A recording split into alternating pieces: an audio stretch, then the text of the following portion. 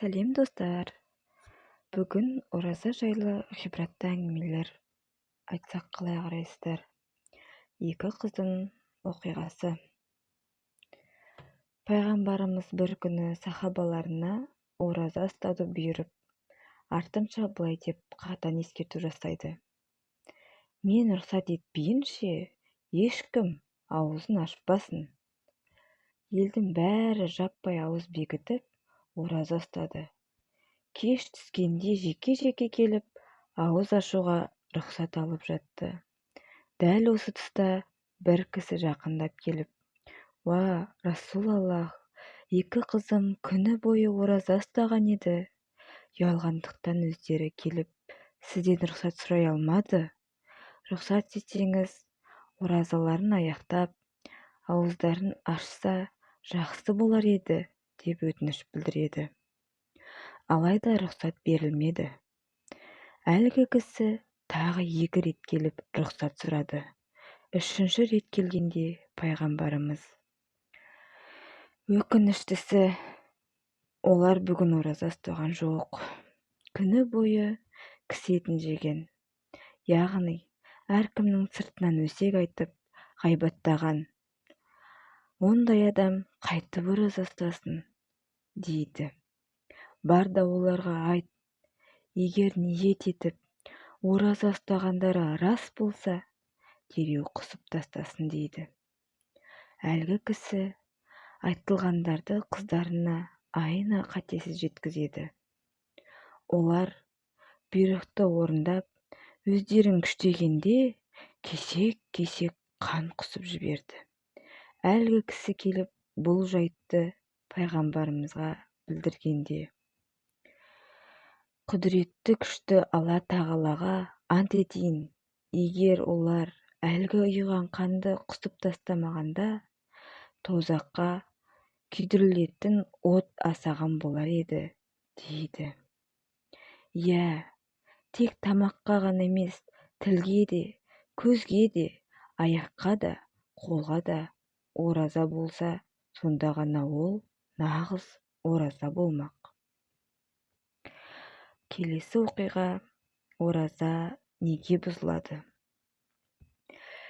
Әулие құлдардың оразасы астан тыйылумен ғана шектелмеген.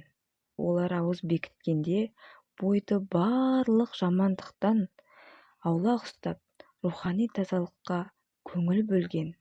Жаратушы иенің разылығын мақсат тұтқандықтан жыл 12 ай барлығын Рамазан айындай құрметтеп, үнемі ораза ұстаған.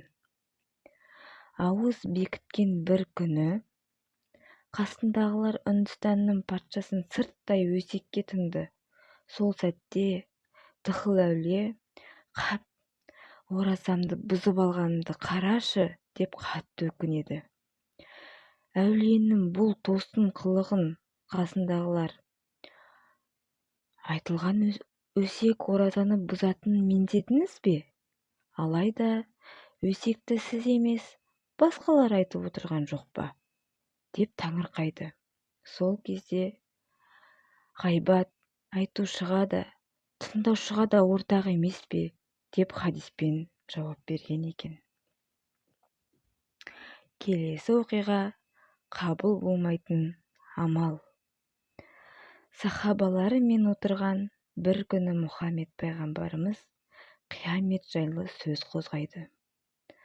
Толассыз айтылған әңгіменің бір ұшы адам бұл дүниеде жасаған амалдарына барып тіреледі. Қиямет күні біршама адам тахаманның үлкендігіндей сауап арқалап келеді. Бірақ олардың амалдарын Алла тағала жоққа санайды. Бұны естігенде бойын үрей билеген Сәлім: «Уа, Алланың құрметті елшісі, әке-шешем жолына құрбан болсын, олардың қандай адам екенін айтасыз ба?» Аңдаусызда солардың бірі мен болып қалармын деп қатты қорқып тұрмын, дейді. Сонда пайғамбарымыз: «Әй Сәлім, олар ел қатарлы ораза ұстайды, намаз оқиды, алайда харамға тап келгенде жаратушыдан қорықпайды. Міне, алла тағала осындайлардың амалын қабылдамайды деген екен. Сіздермен бірге болған мен Мадина. Каналыма тіркеліп, лайк басып, комментарий қалдырып кетіңіз. Алла разы болсын.